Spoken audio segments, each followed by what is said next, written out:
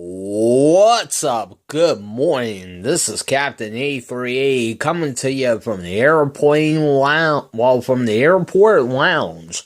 Now, today, I have a special aircraft review. Since only one person have reviewed the 727 on YouTube, and that was only from Gemini Jets. Now, this is a special review. Say hello to Ansett Airways Boeing 727 and the 1/500 scale by Skymarks. Sad to say, Ansett Australia is no more. They now belong to Qantas after the two merged in the 1990s.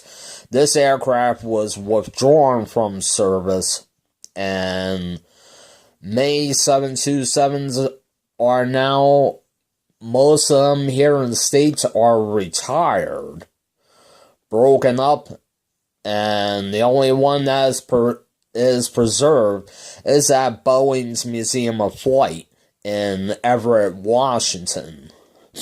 Now, this beautiful aircraft from Ansett Australia, I got this one as a Christmas present in 2013. Now, let's take a tour of the aircraft, starting with the stack ports, PO tubes, the cockpit windshield, and windshield wipers, as you can see there on the 727.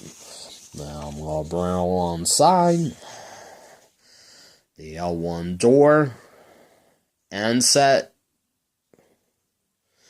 the airline of Australia, come on the wings, and the registration of this aircraft, VH-KMX, VH-RMK, or Victor, Hotel, Romeo, Mike, Kilo. Bring him back towards there, right there. And you see the registration. Ansett Australia's livery.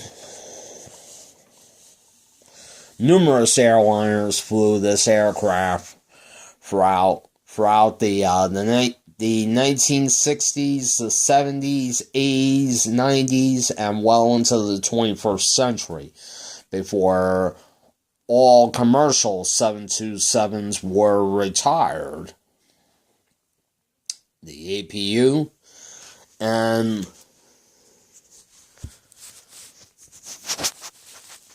just beneath the aircraft there are steps where ground crews can access the aircraft, and passengers were allowed to board from the back then.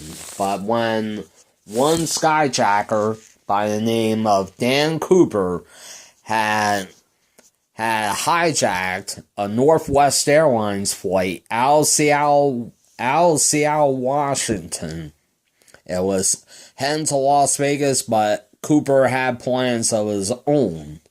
He parachuted out of a 727, and he was never heard from again.